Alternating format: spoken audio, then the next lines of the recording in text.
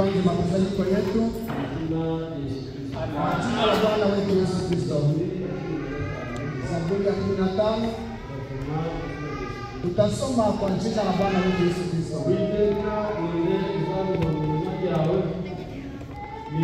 Uzakura ku musozi wawe wera, nugendera mu bitunganye, agakora ibyo gukiranuka, akavuga iby'ukuri kuko biri mu mutima wawe, utabesheresha abandi ururimi rwe, ntagirire nabi mugenzi we, ntashushe inkuru y'umuturanyi we, amaso ye umunyagisuzuguriro arahinyuka, ariko abatinya Uwiteka arabubaha. Icyo yarahiriye naho cyamugirira nabi ntazivuguruza, ntaguriza ifeza kubona indamu zirenze urugero, cyangwa ntiyemera ibiguzi kutariho urubanza. Ugenza atyo ntabwo azanyeganyezwa. Nzenzanzubuhoro arasenga. Nzenzanzubuhoro ataongoza ombi. Ruwera Yesu Kristo. Imana Abrahamu izina ryawe rihabwe. Witeka twongeye kuza mu ikari ryawe. Ari umuntu ari bazi izina ryawe rihabwe. Umugaragu wawe asomye ibyanditswe. Data mujyana inyugutse ariko ijambo ryawe rigaheshuka. Kwa mudutinza hebana namwe yambaraga mwuka wera ibintu ugaragare ku gicaniro. Manuka mu mwuka tukubone. Manuka mu ijambo tukubone. Ariko tumangiye kugushimira ko arinze abagaragu bawe. Abageye ahantu ubuntu bwawe. Mu data, mu mihanda, mu buryo twaryamye. Ariko aya materaniro turatangiye mu izina rya Yesu. Wino yatangize. Maze Satani n'abadayimoni batsirwa ku izina rya Yesu. Wanjye wanduye kandi wanjye afite ikizinga cyatuma tudahura nawe n'icyaha. Kuko ku musaraba waravuga uti byose ndabirangiye. Ngo birangije data ngwino ugaragare mu materaniro. Wavuze uti icyo muzakora cyose mu isi yo mu ijuru duhamagaye izina rya Yesu. Satani n'abadayimoni batsirwe. Uko wabanye na Eliya, uko wabanye na Mose igishaka cyaka, ngwino ubana n'abagaragu bawe. Maze data uvuge ku byanjye. Ubu data nukuba ariko twumve abera bawe bakoze igicaniro nugusiga umukozi wawe imirimo ukorerwa ahantu yose iyoborwa n'imbaraga mu Satani n'abadayimoni turabaheke maze data ugaragare wigaragarire mu bakozi bawe ugaragare mu ijambo ryawe maze data usobanure natwe twumvikane ngwino duteze intambwe ngwino duhe imbaraga nka Eliya Marisa muri Pentekosta usiga Petero n'abandi bari kumwe natwe dusige gahunda y'iterambere turayikwiye ushaka kubigenda tugusabye tukwiriye ariko kandi tukwizeye izina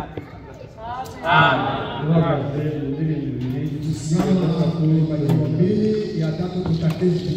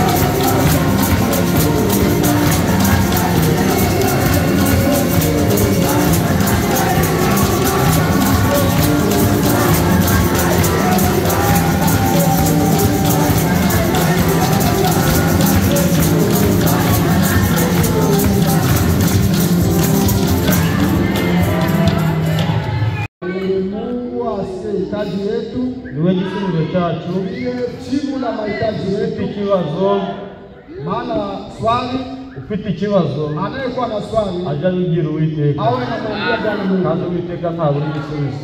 Mungu akose kutoa jibu. Imana yacu ihabwa icyubahiro Mungu wetu apewe sifa mu izina rya Yesu. kwa jina la Yesu Kristo. Dufite amashimwe menshi hano, Tuna shukrani nyingi hapa. dufite n'andi menshi mu mitima yacu. Pia tunayo mengi katika mioyo. Iribumbiriye ayandi yose Inayetangulia ingine yote ishimwe rya mushiki wacu Mukangango, ni shukrani ya dada wetu Mukangango. afite ishimwe ry'akazi. Ana shukrani ya mdomo. Nikati wakanye Acha tumpe muda.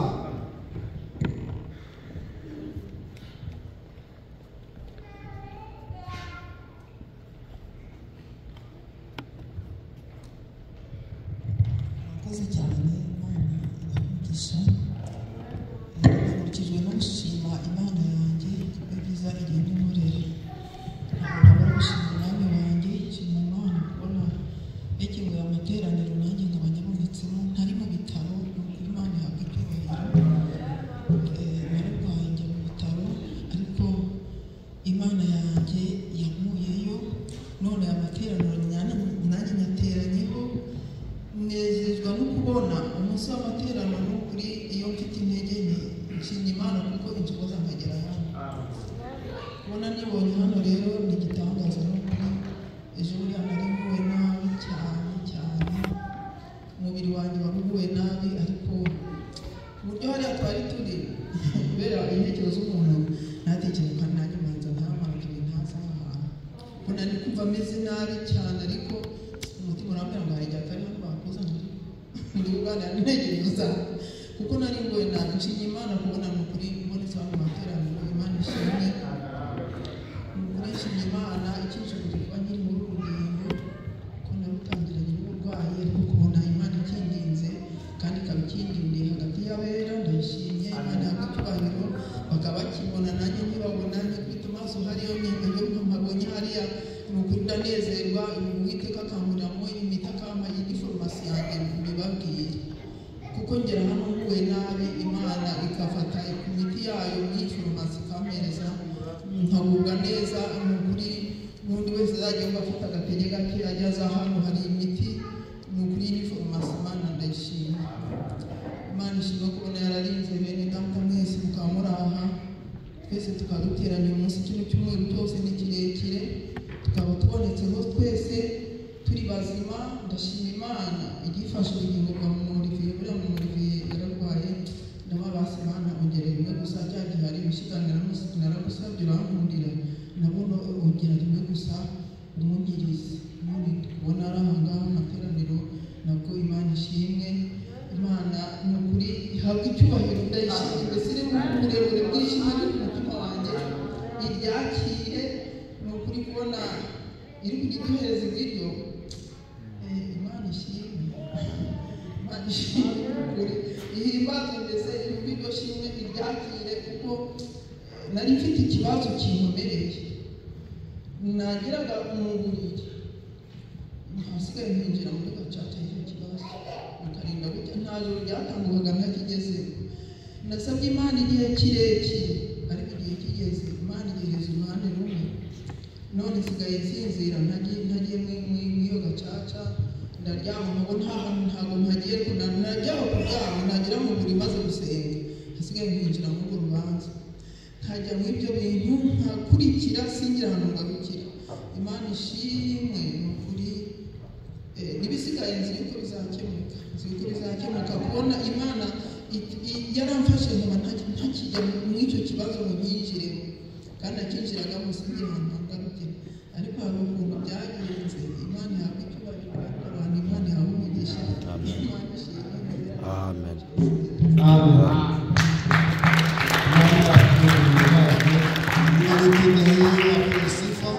Dusabe Mama Olivier nawe afite ishimwe ry'akanwa. Sabe Mama Olivier naye ana shukrani ya mdomo.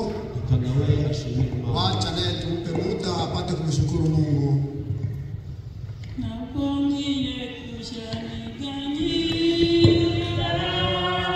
Ni wazi kweli kwa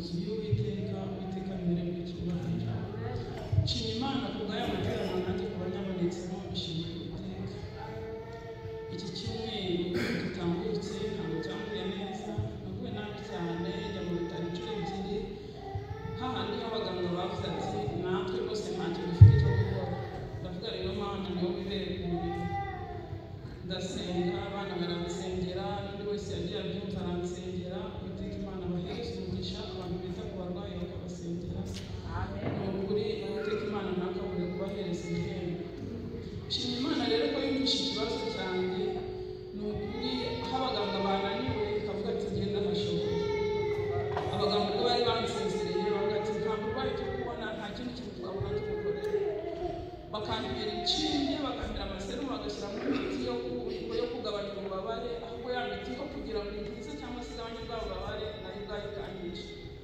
Ndavuga ariko se Mana yanjye ko nzi ko ushoboye byose nkaba nzi ko nta kinanira hasigaye naho imbaraga zawe. Nshima Imana rero ko yabikoze ni ukuri ikihesha icyubahiro ikibera mu kanwa. Nkaba nanjye nshoboye kurangurura ijwi nshobora kuririmbira Uwiteka. Ejo nagiye ntazi ko nshobora kuririmbira Imana ariko nararirimbye mbona birakunze. Mana yanjye ndavuga Uwiteka Imana arakomeye. Umutware kubera uburyo yarazi ko mumeze akavuga ati washoboye kuririmba njye namenya kuririmbye mbona ngo ntibuze kumererwa nabi. Ubwo ntabwo Imana yabyemera ko namererwa nabi. Rero kuba Imana inyemereye ikanyongerera uburame ikangabanyiriza ububabare abaganga bananiwe nkaba naciye kugera mu nzu y'Uwiteka ntabwo nabura gushima Uwiteka Imana.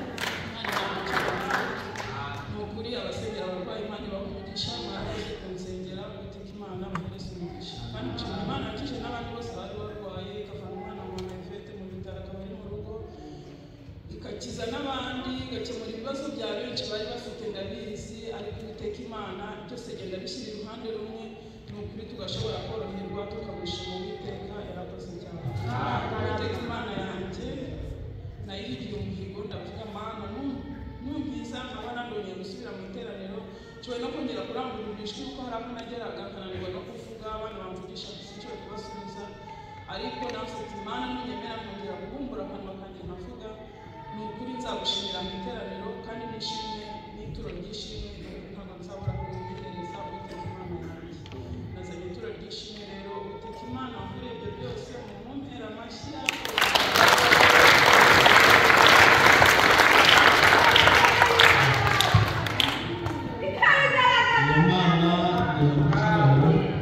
Mungu apewe sifa. Itugirira neza kugira ngo natwe tuyishime. Akitendea mema ili nasi tuweze kumshukuru. Tugende kora Matendo yote tunayoyatenda yerekane ko ari Imana. kusudi onyeshe kwamba yeye ni Kandi Mungu. ikikwiriye rero Hakuna kingine ambacho kinamstahili ibyo kwishimira no kwizamura icyubahiro. kuwa tunaweza kumshukuru na kumpangia Yakoze heshima ibyo yake. bihimbazwe no mu iteka ryose. Aliyetenda hiyo apewe sifa hata Atamije milele. na Frere Faustin Tunashiriki na ndugu Faustin gushimira Imana kumshukuru Mungu igishoboje guterana uyu munsi. ambaye ametuwezesha kukusanyika siku ya leo. Yabikoze ntihabwe icyubahiro. Aliyetenda hiyo apewe sifa. Ashimiye ubugira kabiri ko ikomeje gufata ubugingo bw'umwana we. Anamshukuru mara ya pili sababu ameendelea kushika uhai wa mtoto wake. Iyo Mana ikomeje gukora uwo murimo. Mungu ambaye anaendelea kutenda kazi hiyo Ayishimiye mu izina rya Yesu Kristo. anashukuru kwa jina la Yesu Kristo. Mushiki wacu Nyiramunani Dada Nyiramunani ashimiye Imana cyane anamshukuru Mungu sana ishoboje abera bose guterana ambaye imewezesha watakatifu wote kukusanyika. twese ikabitwemereye kuboneka mu bikari byayo. Sote kwa ujumla ametukubali tuingie katika malangoni pake. Yabikoze ntihabwe icyubahiro. Na tena yote apewe sifa kwa jina la Yesu Kristo. Ashimiye Imana kandi ko yari yaraduhaye umwana. Amemshukuru kwamba alikuwa ametupa mtoto. None uwo mwana Imana akaba yakunze kongera kumwisubiza. Leo amekubali ili apate kurudia katika vitanga vyake. Ishimwe ni iby'Uwiteka. Shukrani yote ni ya Mungu pekee. Asabiye bene data bose Ameombea baraka kwa ndugu wote na bashiki bacu na wadada zetu. imigisha myinshi Baraka nyingi itagabanije isiyopunguka. kuko bikoreye umutwaro wari umuremereye. Maana walibeba mzigo ilikuwa imemlemea. Barawufata babishyiraho. Walibeba wakaibeba pia. Ibibazo byose bigenda birakemuka. Shida zote ambazo zilikuwa aho zinatatulika. we yari adashoboye Mahali yeye alikuwa hawezi. n'umuryango udashoboye. Na jamaa yake haiwezi. Ariko hari undi muryango mukuru Na chini kuna jamaa nyingine ambayo Mungu alitupa. muri makeya aravuze ati Kwa machache anasema bene data na bashiki bacu ndugu na dada zetu tubasabira umugisha mu izina rya tunaombea Yesu Kristo. baraka kwa jina la Yesu Kristo. Uwagize icyo yakora wese Mtu aliyowahi kutenda kila kitu, umugisha nawugabanemo baraka hiyo apate mu izina rya Yesu Kristo. kwa jina la Yesu Kristo. Imana ntawayigisha impaka. Mungu hakuna mtu akubishana Kuri ibyo naye. yagambiriye kera Maana mama alikusudia tangu awali. ibyo byagambiriye kera turabaho Yote aliyopanga tangu kabla hatujakuwa. igihe gisohoze. Nayo yote inaendelea ikitimilika. Salomo mu migani ye Salomoni yaranditse katika aravuga Methali ati wake aliandika eti umuvandimwe ndugu yako yatangiye avuga ati alianzia akisema hivi, inshuti zibanirije byose, rafiki wanaendelea kuwa pamoja siku zote, umuvandimwe abereyeho pia ndugu zako wanaendelea gukura mwene se mu makuba, kuondoa katika shida yako ndugu yako. inshuti rero zigomba kubanirije byose, marafiki yapashe kuendelea igihe cy'amakuba ni ukubana, napata kuishi pamoja, mujye mubikora, wewe unatenda hiyo, Imana izabimbaho imigisha. Mungu ataendelea kuwapa baraka. Imigisha mu kiba cy'abasabire rero muyakire mu izina baraka tunaweka maombea mwipokee. Itangazo ry'abana bo kwa mbere minsi 7, tangazo la watoto wa shule la Jumapili bize abana 50, walijifunza wakiwa watoto 50. abana bakuru bize ngo watoto wakubwa wamejifunza kumvira iminota 5, kutii na pita zabihu. babisomye mu gitabo cy'abana n'abakangara, walisoma katika kitabu cha Wafalme. Ni wafalme wangapi? Samueli ya mbere na abami ba mbere, ni wafalme wa kwanza. nuko mutabishije niyo mpamvu mbabajije. Ni sababu hamkuviweka, ndio maana nimewauliza. Abami ba mbere ibice 15, wafalme wa kwanza sura 15 bahereye ku murongo wa 18 walianzia shairi ya 18 bageza kwa 24, waliwasili 24. bafashijwe na mwene data Dusabe Damien, walisaidia ndugu Dusabe Damien, ababyeyi bohereje abo bana, Imana ibahimigisha, wazazi waliotuma watoto, Mungu awabariki mu izina rya Yesu kwa jina Kristo. la Yesu Kristo. Abana bato watoto wadogo bize ngo walijifunza eti kwihangana muri byose, kusubiri katika mambo yote. basoma igitabo cya Yobu walisoma kitabu cha Ayubu igice cya 2 sura 2 bahereye ku murongo wa 3 wakianzia shairi ya 3 kugeza ku murongo wa 13, hadi shairi ya 13. bafashijwe na mwene data Ndiziwe, walisaidiwa na ndugu Ndiziwe, nawe yavuze ati na alisema ababyeyi eti bohereje wazazi abana, waliotuma watoto, Imana ibahimigisha Mungu awabariki mu izina rya kwa Yesu jina la Yesu Kristo. Kristo. Mwakire iyo migisha. Pokea baraka hiyo.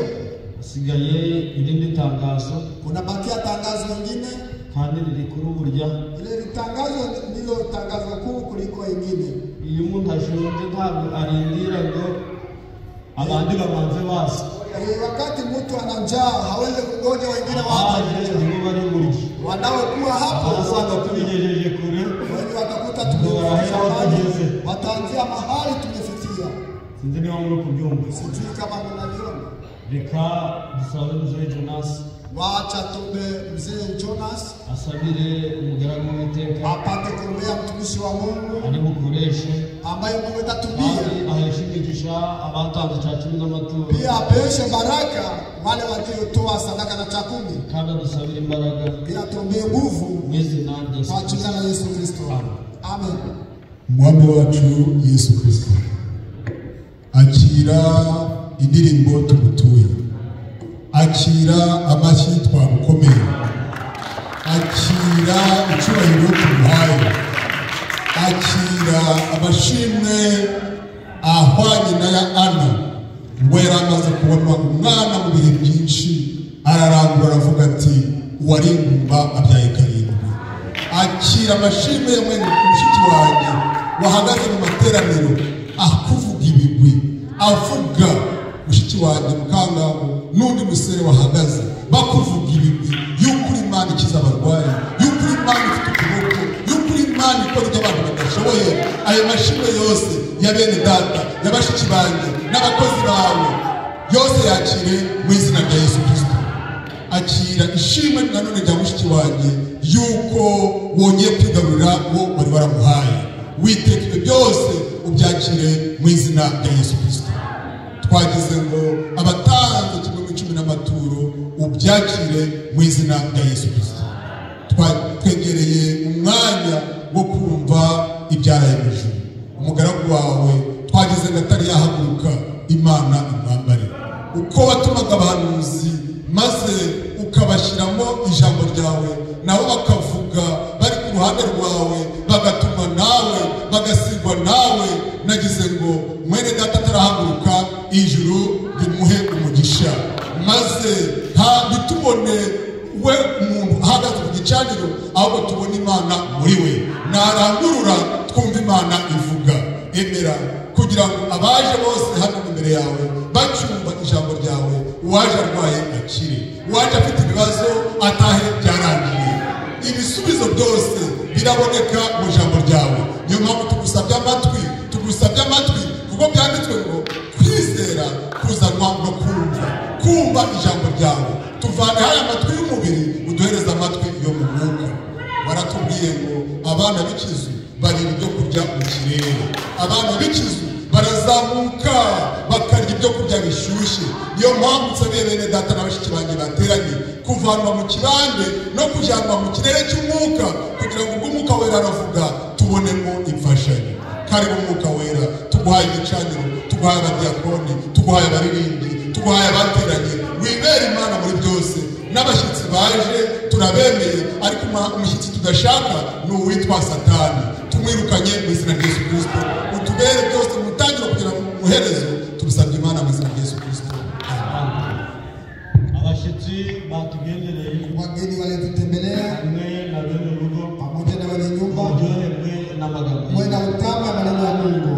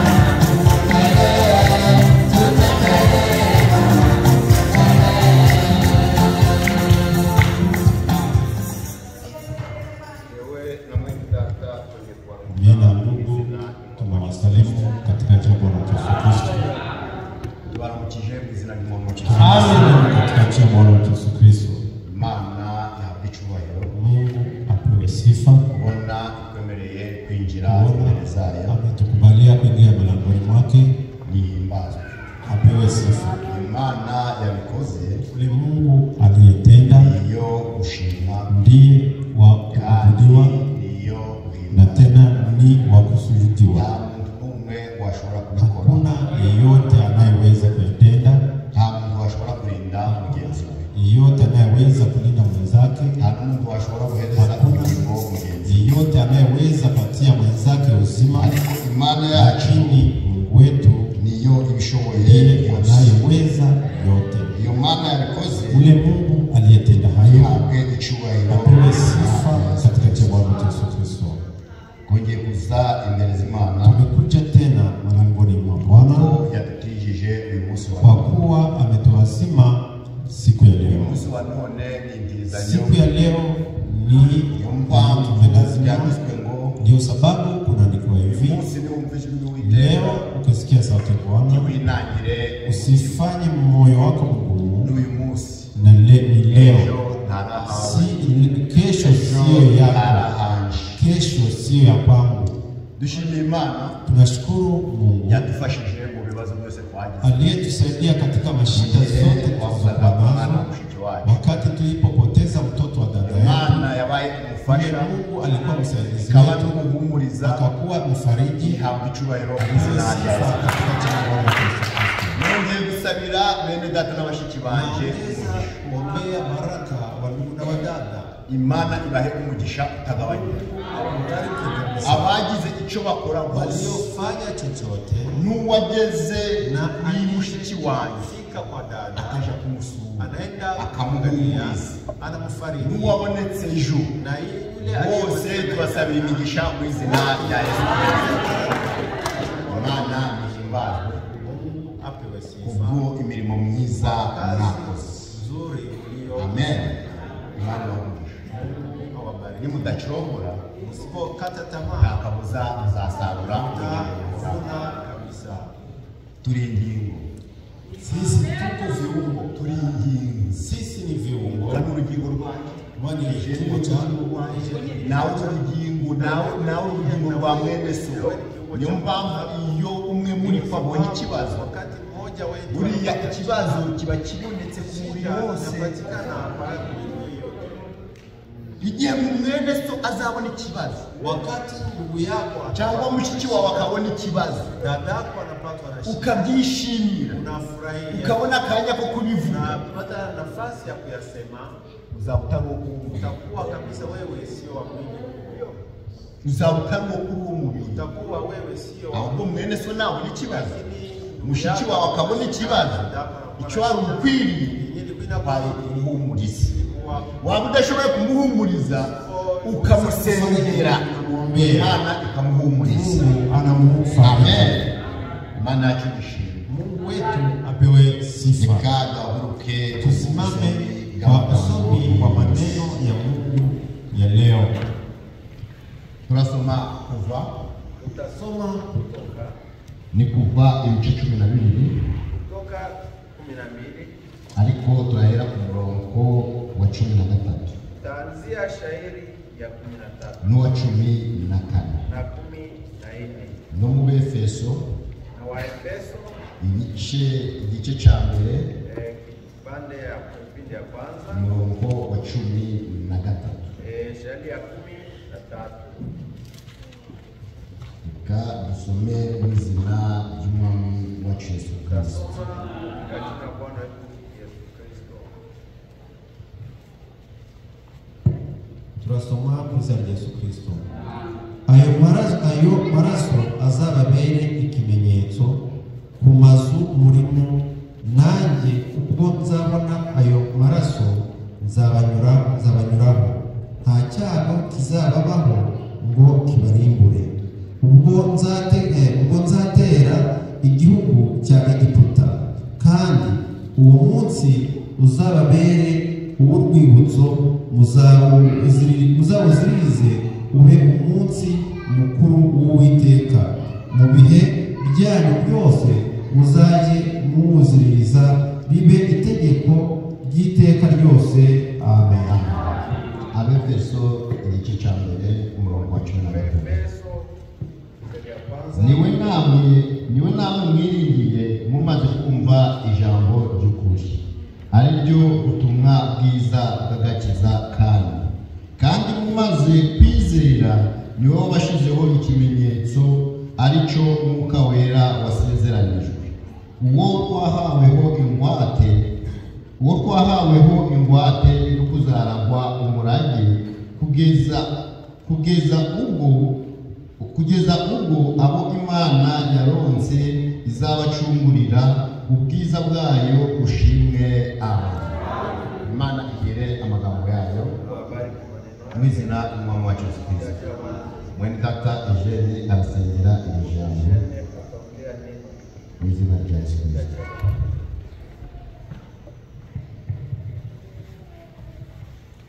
Tumushimiye Uwiteka n'umushobora byose, tumushimiye umwanya tugezemo wo kumva amagambo yawe. Twasenze, twaririmbye, twakoze ibyo dushinzwe gukora. Umurimo usigaye tuwuharira Umwuka Wera. Umurimo usigaye turakwinginze kugira ngo uze uhagarikire, uze uyobore, maze tukugireho umugisha. Kandi umugisha tugusabye ni uko muri aya magambo dusomye, aya magambo dusomewe, udukuriremo umutsima wo kudutunga, umutsima wo gutunga ubugingo bwacu. Twavuye iwacu mu mago turi iby'umubiri, hano tuje gushaka iby'umwuka. Byaba n'ibitunga imyuka yacu bigatunga ubugingo bwacu, nibyo tugusabye kugira ngo bitugaburire.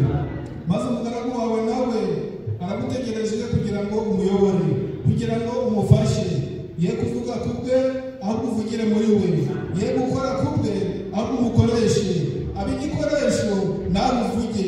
Nuko tukugirira umugisha muri byose, uze hagati yacu, maze umugisha ugendana n'abagaragu bawe, umugisha ugendana n'amagambo yawe, tuwugabagabane kuko tubigusabye mu izina rya Yesu Kristo. Buri cyane. Imana yacu ihire amagambo yacu. Mungu wetu akubariki maneno yake. Tugiye kuganira ku ijambo rivuga ngo Tutazungumzia neno kusema ikimenyetso cy'Imana. alama ya Mungu. Reka tuvuge ku kimenyetso. Tuseme kwa alama. Ikimenyetso ni iki? Alama ni nini? Frère Branham ari kuvuga ati ikimenyetso Anasema alama ni nka tike. kama tiketi. Ikimenyetso Alama ni tike. tiketi Ikwemerera na kubalia kwinjira mu basi kuingia kwa basi cyangwa ikwemerera na kubalia kwinjira muri train. kuingia katika treni. Ikimenyetso Alama ni tike. tiketi Ni receipt tiketi ya yindi baguha igihe wenda gufata urugendo ugiye muri Afrika. Tushobora kwinjira mu ndege udafite iyo tike. None natwe reka tuganire kuri iki kimenyetso. nasi ngoja tuongee kwa alama Mw'Egiputa katika Misri. igihe Abisiraheli bari mu Egiputa, Wakati Waisraeli kuwa ndani ya igihe bari benda gusohoka, wakati walikuwa wanakaribia, igihe Mose yari yakoze ibyangombwa byose Imana yamutegetse, wakati Musa alipokuwa ameandaa kila kitu, ibitangaza byarakozwe, maisha abana barapfa, watoto wa kwanza ibikere bigaragara mu Egiputa, inda ziboneka mu Egiputa, chawa zikapatikana, umwijima uboneka mu Egiputa. zikapatikana hapo Misri. Abisiraheli Waisraeli baraho ngaho walikuwepo bitegereza, walikuwa ariko aho bari batuye lakini walikuwa hari amahoro, kulikuwa ariko isaha bari benda gusohoka, wakati saa ilikuwa igihe Farawo yari yinangiye, wakati Farao alikuwa yanze kubarekura, amekataa kuacha, Uwiteka abwira Mose ati akamwambia tegeka Abisiraheli imiryango yose taifa lote yishakire umwana w'intama, buri muryango uzafate amaraso bayasige ku mangizo y'imiryango yabo, ayo maraso azababere ikimenyetso. alama. Marayika murimbuzi nanyuraho akabona ayo maraso azakambuka. Atapita. Amen. Icyo kimenyetso icyo cyababereye, Hiyo ilikuwa umucunguzi wabo, bituma badapfa, bituma abana b'imfura badapfa, kuko bumviye Uwiteka Imana yabo. Bwana Mungu wao. Bibiliya itubwiye ngo Biblia yasema ayo maraso hiyo azababere, itakuwa alama, azababere ikimenyetso itakuwa alama ku mazu kwa bari manyumba muri mnaishi. Isiraheli wese Yeyote atakayekuwa eko ndani ya yari Israeli afite inshingano alikuwa na shurti yo gusiga ya amaraso kupaka damu ku muryango. wa Bari bahawe itegeko walikuwa ryo gusiga wamepewa ku amri, mangizo y'umuryango, walikuwa wamepewa aho amri ya bagirira kupaka kwenye abo vizingiti. ngabo abariho Hiyo basiga. fasi ndipo wapakaye. Reka tumanze kubavuga ku bimenyetso. Ngoja tuseme kwa alama. Hari ibimenyetso bibiri biri. Kuna alama mbili. Hari ikimenyetso cy'Imana, Kuna alama ya Mungu hari n'ikimenyetso cya Satani. na kuna alama ya shetani. Hari ikimenyetso cy'Imana, Kuna alama ya hari Mungu n'ikimenyetso na alama cya Satani. ya shetani. Ikimenyetso cy'Imana ni iki? Alama ya Mungu ni Ikimenyetso cy'Imana ni alama Umwuka ya we. Mungu ni Roho Mtakatifu. Ese ikimenyetso cya Satani cyo ni iki? Alama ya shetani ipi? Hariho abantu bajya bavuga ngo Kuna watu wanasema kuwa hivi. gatandatu ni ikimenyetso cy'Imana, Siku ya ku sita cyumweru ngo ni ikimenyetso cy'inyamaswa. Abo bantu barabesha. wale watu Turacyari mu isi y'abana b'abantu. Kuwa gatandatu ni umunsi w'abana b'abantu, no ku cyumweru ni umunsi w'abana b'abantu. Rero mu minsi nta bimenyetso biriho. hakuna alama. Uzakubwira ati Natakwambia kuwa hivi. gatandatu ni ikimenyetso cy'Imana, azaba Sita ni kubesha. alama ya Mungu. Ngo ku cyumweru ni ikimenyetso cya Satani, azaba kubesha. Kabaho ni ikimenyetso cy'inyamaswa, azaba kubesha. Kudanganya. Ahubwo iyo minsi yose Ile siku zote minsi y'abana b'abantu, ni siku za ariko hari ikimenyetso kimwe gusa kuna alama moja tu peke yake cy'Imana, ya Mungu. ariwo Mwuka we. Ni Roho Mtakatifu. Hariho n'ikimenyetso kimwe gusa Kuna alama moja cya kintu bavuga ngo ni ikinyamaswa, ni ya mnyama. cya kintu bavuga ngo ni icya Satani, Wanasema ni ya shetani. kigaragazwa n'inyigisho. Inaonyeshwa na mafundisho. Amen. Frère Branham abisobanura Alama ana tafsiri hivi. ikimenyetso cy'inyamaswa Alama ya mnyama ni ubutatu butagatifu. utatu mtakatifu. Ikimenyetso cy'inyamaswa ni ubutatu butagatifu. Ni utatu mu kiganza byemera, naho mu ruhanga yanyigisho y'ubutatu butagatifu uba wafashe mu mpanga yawe. Ndabyemeye mu butatu butagatifu, umubatizo mu mazina atatu, ubatizo ndani ya majina tatu, naho mu biganza tunakubaliana. Ibyo bimenyetso bibiri bibaho. Ile ndiyo alama mbili inayo. Naho umuntu uzakubesha mwenye atakudanganya hivi urushinge ngo bazaza bagutera urushinge bagutera ikimenyetso, uwo muntu azaba kubesha, wange kuja guterwa inshinge, wange kuja kuvaksine, ngo ikimenyetso ila ni alama. Kandi wamaje gucakira kera wewe tayari abanyamagini bamaje kwakira icyo kimenyetso kera bakivamo ryari iyo bemeye umwami Yesu bakabatizwa mu izina rye. Iryo zina ryo ryonyine iryo rishobora kuvana muri icyo kiganza, muri ubwo bubasha bwa Satani ukagushyira mu bubasha ndani ya uwezo wa Bwana Yesu Kristo. Amen. Ibyahishurwa 13 aratubwira. Ufunuo 13 kunasema hivi. Tutasoma. Ibyahishurwa 13. Ufunuo 13 ko hari ikintu. Unasema kuna alama. Ariko abantu lakini watu tubazi ibyo bavuga. Hawajui wanasema nini. Somye 13 umurongo wa 16. Sheria ya 16. Itera bose aboroheje n'abakomeye n'abatunzi n'abakene n'amudendezo n'abimbata gushirwaho ikimenyetso ku kiganza cy'iburyo cyangwa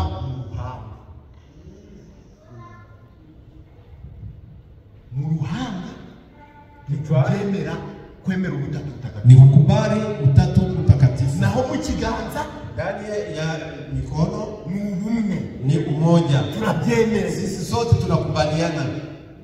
Icyo nicyo kimenyetso cy'inyamaswa, hiyo alama ya mnyama. Kandi komeje mo hari kuvuga ati ukiendelea kunasema hivi umubare wayo alama 666 umunyabwenge mwenye akili nabare uwo mubare, hesabu hiyo hesabu ni ya watu, ni ya mtu. Ugiye ku ngofero ya papa wiwe, ukenda kwa kofia ya papa wa handitsweho ijambo Vicarius Filde. Urishize mu kiromani bakwereka muri nyuguti yose kila inamaanisha magambo icyo bisobanura. None abana baramite kuzakira yavuga inshinge kuki kimenyetso, sababu alama cy'inyamaswa turakizi, ikimenyetso cy'Imana na alama ya Mungu tunaijua. Amen. Imana yahishuye byose, kandi Imana yarabiduhishuye, na tena alitufunulia yanditswe ngo ibihishwe yanayofichiwa by'Imana ibihishwe byacura abantu bayo. Imana yaraduhishuye byose kuko yadutumiye nabii. Amen. Tujye kuganira ku kimenyetso, tunataka ongea alama ya Mungu, kimenyetso cy'Imana, alama ya Mungu. Abisirayeli Waisraeli mbere yo gusohoka, mbele ya kutoka, mbere yo kuva mu Egiputa, kutoka Misri, bamanje basiga amaraso, walianja paka. kandi umuntu wari we wese wari uri munsi y'iyo nzira asigwa amaraso yarakize. Ndetse n'umunyegiputa yokaje umudani nawe yashoboraga gukira kuko ari munsi y'ikimenyetso ya alama. Bari babwiwe ngo babage n'umwana w'intama, uwo mwana w'intama bamurye wese, bahekenye ibyo mu nda, amagufa n'iminono byose, kandi bahabwa itegeko kurisha imboga zisharira. Bivuga muki iby'Imana nta na kimwe duta, biza bisharira, biza biryoherera, byose turarya. Amen. Kuko Abisirayeli bari umwana w'intama, walikula barya intanga, barya amara, barya igufa, byose bose barahekenya n'ibinono barahekeguwe kandi bahabwa itegeko hajya kugira inyama zo kurasa kandi bahabwa itegeko ryo kurya bakwese bambaye n'ibishimo bafashe n'inkweto n'inkonda kuko bari biteguye gufata urugendo rwo gusohoka. Amen. Abana b'imfura watoto icyo cyaza bokashwa kubaza papa baba wasiga amaraso ko twumvishe ngo ntitugasiga amaraso umwana w'imfura arapfa umuntu wese arashishikajwe no kubaza kose yasize amaraso. Amen. Umwana w'intama ashushanya Yesu Kristo niyo ntama yajanywe ku ibagiro kandi bamujana acecetse. Amen. Febra nama kutubwira bawugenzuye walikuwa wamechunguza, bari bafite inshingano yo kugenzura, walikuwa na shughuli ya kuchunguza, kuchunguza kugira ngo kusudi barebe n'abafite inenge waone kama kuko kwa sababu ntabashoboraga kumubaga wangeweza kumchinja akiwa umwami wacu Yesu Kristo yagiye ku musaraba adafite inenge n'imwe. Yarashoboraga guhagarara akabwira abayuda ati urande iki imirimo myiza, kazi nzuri, kubakiriza abarwayi, urande iki aja ku musaraba nta cyaha afite, aja ku musaraba nta nenge afite. Amen. Bagiraga igihe cyo gucunga, walikuwa na wakati Rebura nama ivuga ati bamucungaga bakamugenzura iminsi 11 bagenda bari umwana w'intama, ihembe rirahengamye, ikirenge kirahengamye, ikibi irahengamye. Iyo basangaga bihengamye bamusubizaga bakavuga ati ntashiriye. Iyo mpamvu umwami Yesu yabonetse yaje avuga ati ingenzi n'ukuri n'ubugingo yizera naho yaba yarapfuye azabaho. Uwo wenyine niwe wagaragaye ko ashitse gutanga kutolewa. Igihe Yohana yitegereje mu ijuru, Wakati abuze n'umwe, igihe yabonye igitabo cy'ibumbe aravuga ati nindirabumbura igitabo ko twese tubibutse, nindura kibumbura, abuze n'umwe. Yohana akalia abamarayika bararimbutse, twese turarimbutse, mbera habuze umwana w'intama wakumbura igitabo wa kufungua kitabu. Yohana yumvise Wakati wanalisikia sauti iramubwira ati ikamwambia farijika, intare y'umuryango wa Yuda aranesheje kugira ngo abumbure kiriya gitabo. Yohana yari azi ko umurimo w'intare ntawundi, none ubwo habonetse intare bigiye kuzabaho mu gushwanyagura, kuko intare igeze n'akavuyo gusa no gushwanyagura. Ariko Yohana akomeza kwitegereza, Yohana akomeza kwitegereza, agiye kubona abona umwana w'intama, abona umwana w'intama asaba batange. Amen. Atutuliza amaraso, agira kumubona, aramureba, aramwitegereza. Yohana aranezerwa, umwana w'intama afashe igitabo. Amen. wenyine ntibikwiriye nta muntu n'umwe wabikwiriye kugura kiriya gitabo. Intama y'Abisirayeli ni igishushanyo cy'urugero rwakwa. Kristo wenyine niwo wagiye aca mu nzira igiye igorogota, aca i Getsemani, akubita inkoni acecetse,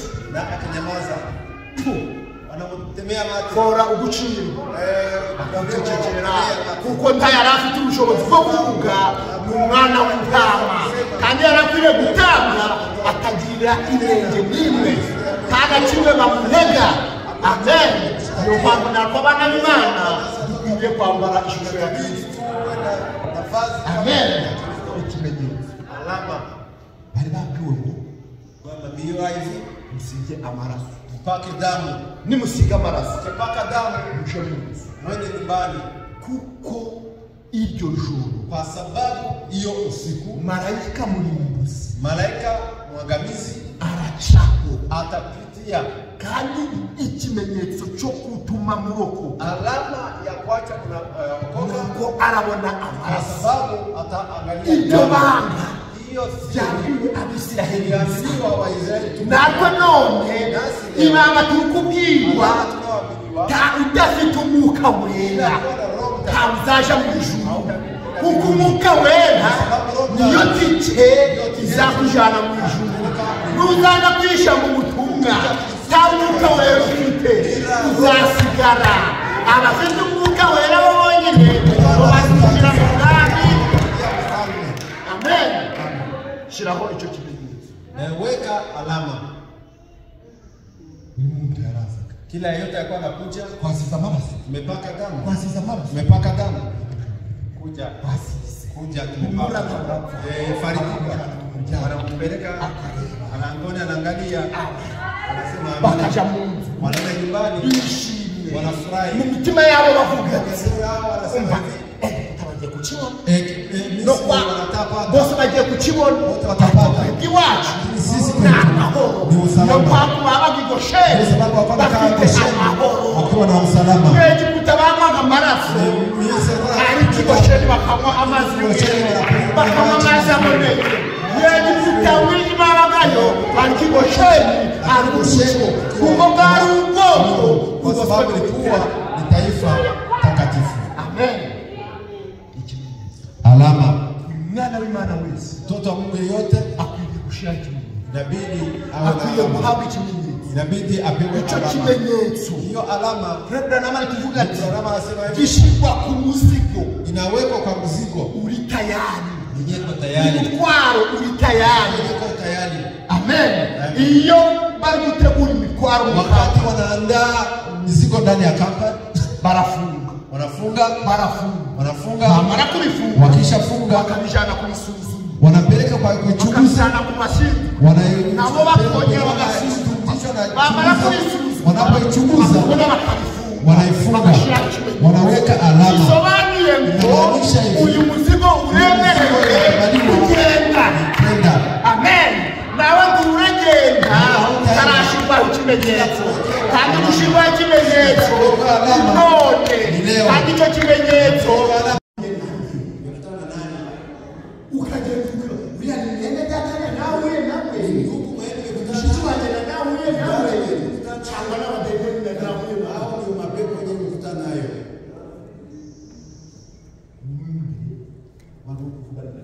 Kumbe ilikuwa ni pepo na wewe bila kujua. ijambo ryose Neno ritera isoni linaleta haya. rikava mu kanwa kawe, Sitoke ahubwo lakini muje muvuga ibyiza nikasema bihesha abandi amahoro.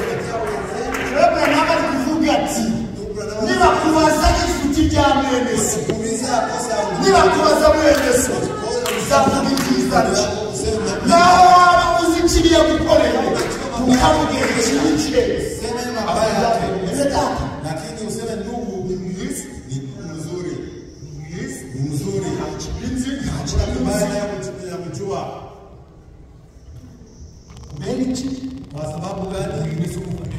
Ni ndugu wetu, tunashirikiana katika safari ukugira ngo kusudi bihesha abandi amahoro. ipe wenzenu usalama, Uzavuga ijambo lakini utatusema neno abaryumvise wenyewe wanaisikia bagende bababara, waende wakiumia, kugira ngo abaryumvise kusudi wenyewe nasikia ribaheshe umugisha. niwape usalama. Umurongo wa 30, Sheria ya kisasa, kandi timugateze agahinda musilete Mwuka wera w'Imana wabashiriye kuba ikimenyetso kugeza ku munsi ya wakati wakukombolewa. Amen. Bivuze ngo Imana yamuhaye cya kimenyetso, Wakati Mungu amekupa hiyo alama, ayongera kukikwaka, ahubwo icyo kimenyetso ikiteka ryose kugeza ryari, kugeza igihe tuzagerera mu bwiza. Ijambo Imana ratubwiye ngo abo narabagaye narabatoranyije, nabatoranyije kuva na kera, tumenye kubatoranya narabazanye, liwaleta. Amen. Shobora kubatora ndabaza mbajejeje ahereye ku bwiza. Amen. Imana y'ubwami iyo yagutoranyije iyo ikwambika imbaraga kandi ikagutsindishiriza, yamara kugutsindishiriza ikaguhereza n'ubwiza. Ubwiza rero buvugwa niho Mwuka Wera. Amen. Mungu wava mchikulia kama vile kwani tuliingia kwenye trash, tulikuwa ndani ya trash, tulikuwa na mwanga wa kufanyeza, tulikuwa kama bili mwanga ile na uchafu, bili mwanga ikikomba kiri muri trash kiba kiri mwanga iyo umuntu akibonye wakati mutara kiona sasa kikabana kimufitiye ufumana akivana hanga anakutosha akakijana mu kinani akakivana mu kinani akachoza neza, yamara kuchoza neza akakijana ku meza, yamara kukijana ku meza akakirira. Amen. Niyo mpamvu nabwiye ko ari turi bari turi abakume, bari turi abanzi b'Imana, bari turi twanganaga ndetse turi abakobe, ariko Imana tuvaniye ituzanye ibijyana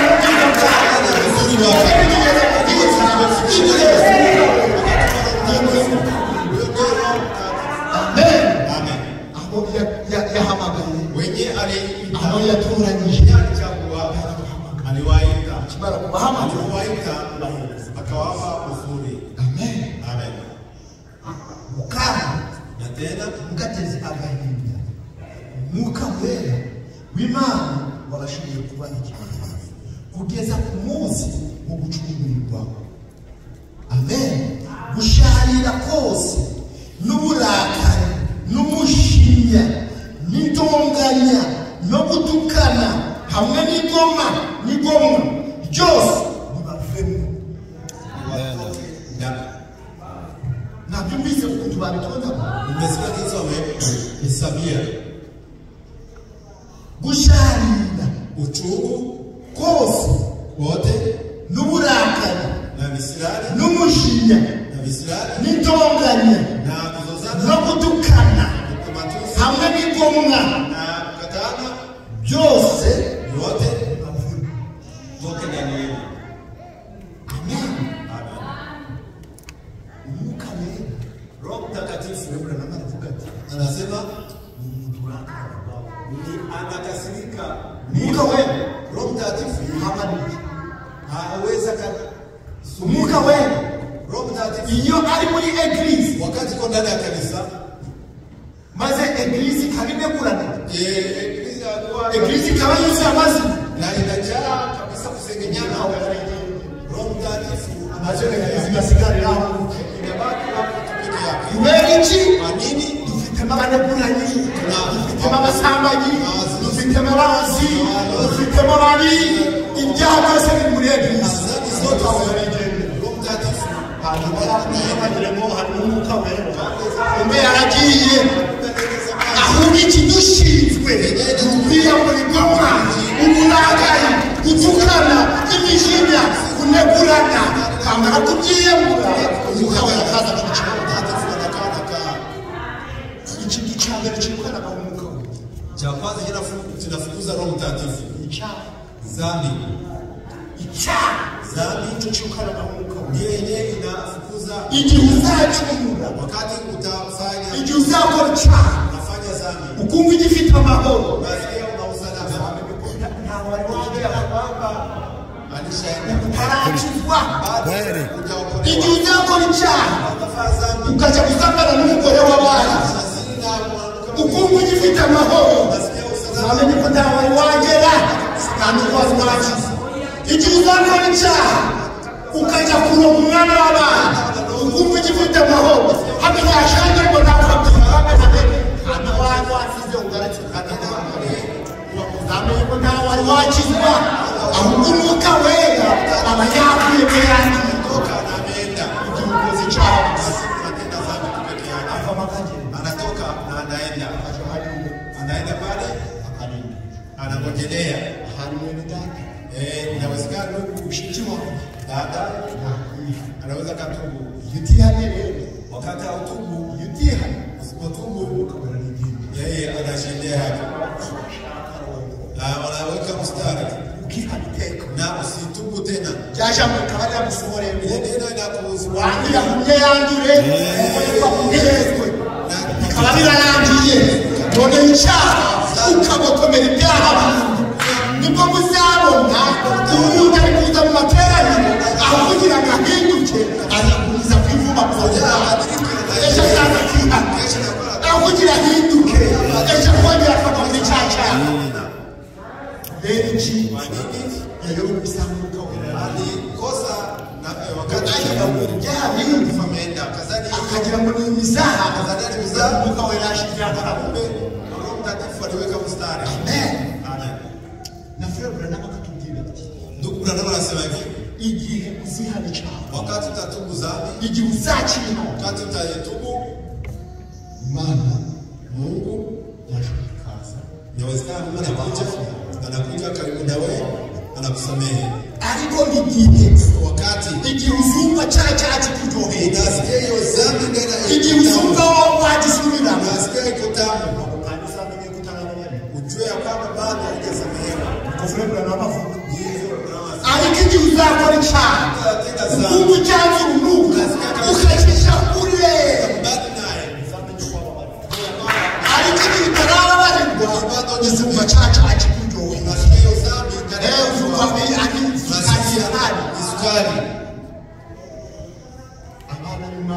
watoto wa Mungu mkwije inabidi mjue aho tugeze fast tunafikia leo huu itorero leo uko byandikwa azishimira hata azishimira akiwa na alama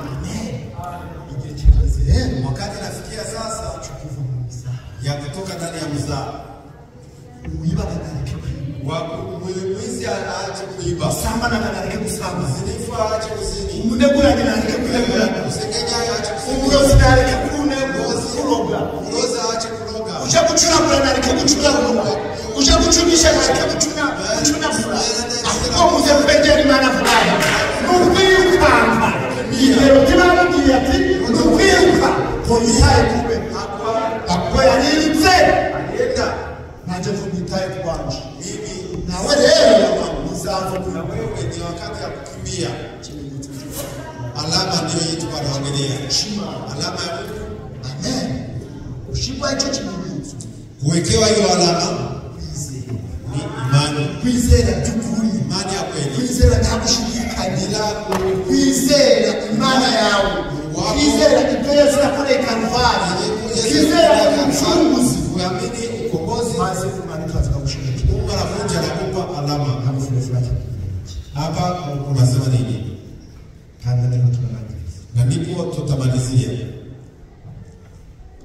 ni broshire na makopiani na 2020 ni Yesu ni hapa juzi alikuvuga ati anasema reka tulivuge ngoja tuyaseme nindi chu kwa nini abafite imitima iboneye niona Roho Takatifu abafite imitima iboneye ngo nyine bazabona imana ataona amen abafite imitima iboneye bubonye ngo bazabona imana na ugenzi umutima wawe urebe koko umutima wawe uraboneye moyo wako unatakasika umutima wawe uraboneye moyo wako unatakasika umutima wawe hari niki una nini esa kwa nini wewe kuna mabaya ni wewe mwenyewe unajua moyo wako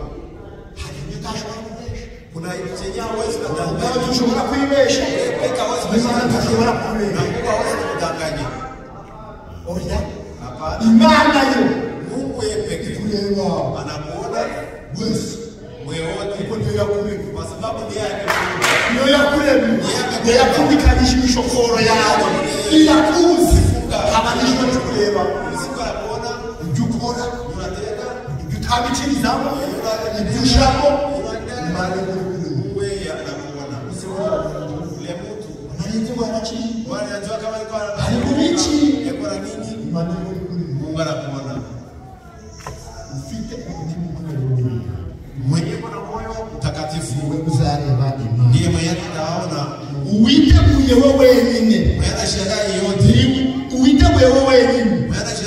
Niwe gusinjira mu birori. Nuwo wenyine gusa wahawe ubuzima agakiza kuzuye agashirwaho akanawekewa. Nuwo wenyine gusa wahawe ubuzima bw'agakiza kuzuye gakubiwemo kwiyunga n'Imana no kubabarirwa ibyaha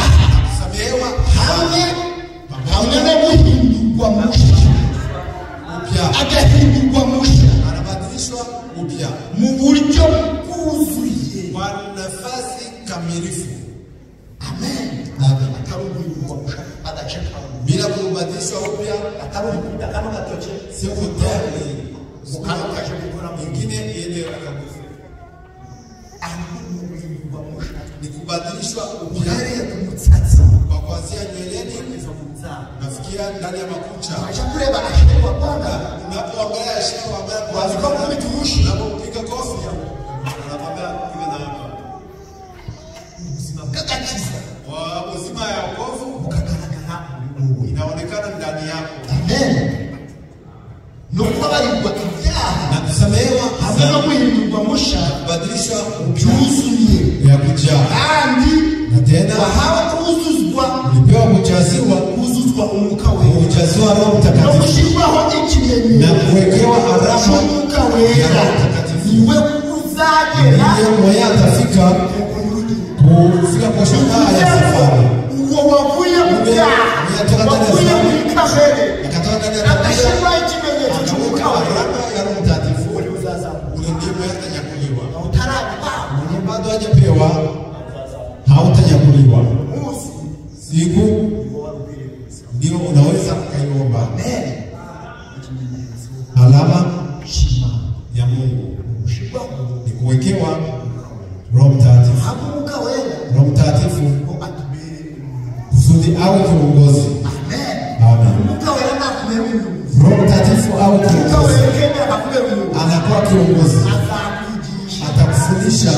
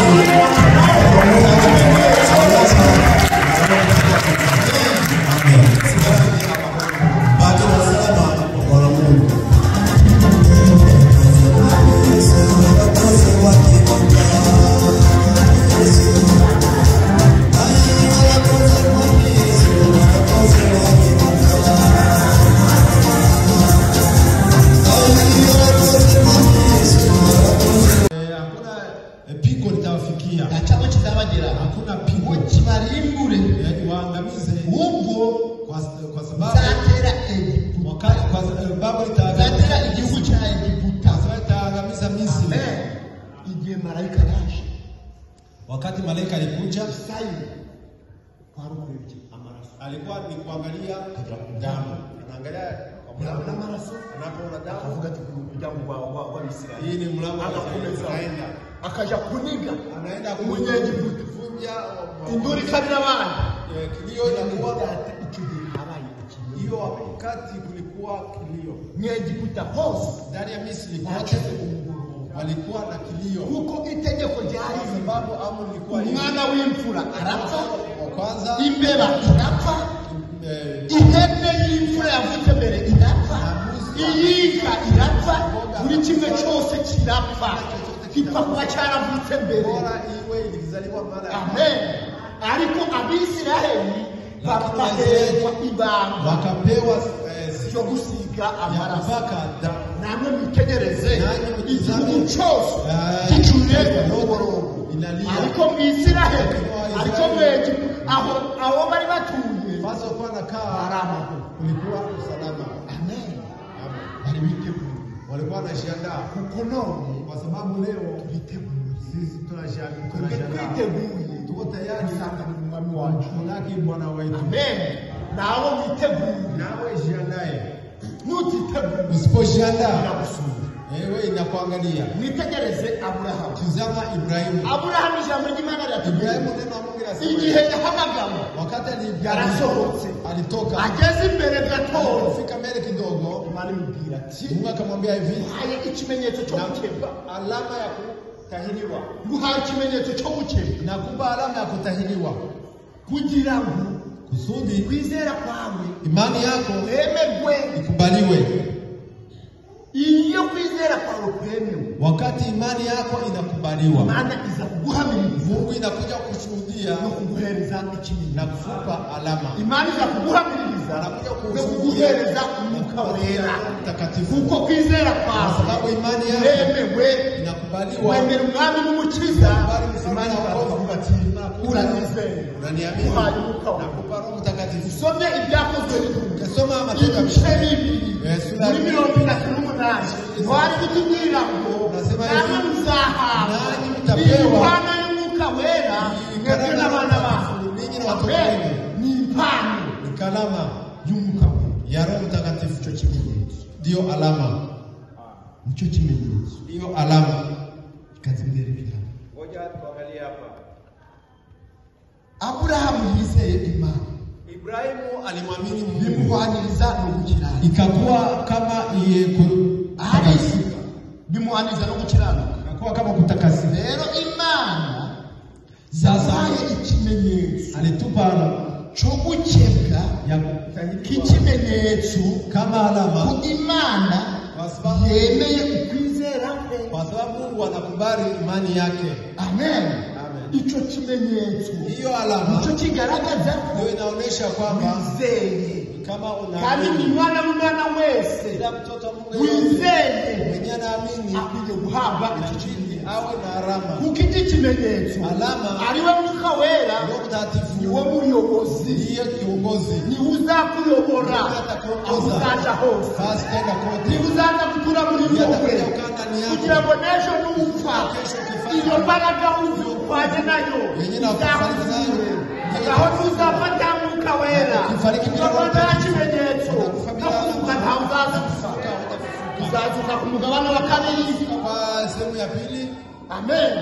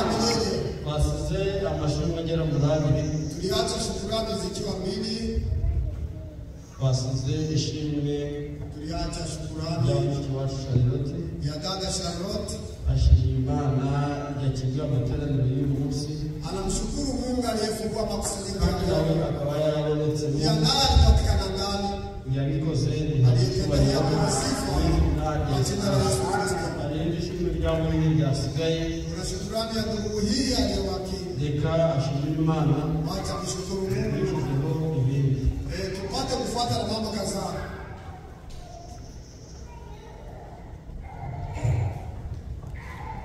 Chini witeka kwa mugira muri ya gihe cyo kugira atambutse ku witeka afite kubigenza ashiriye yakoresha chewe ina mwanza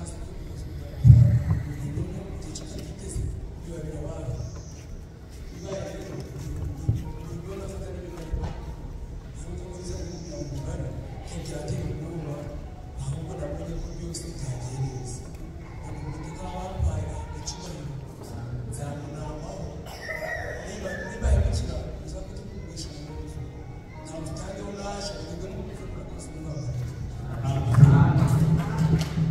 ushimwe. Mungu asifiwe. Dufite bene data hano banditse akandiko. Kuna wandugu ambayo waliandika barua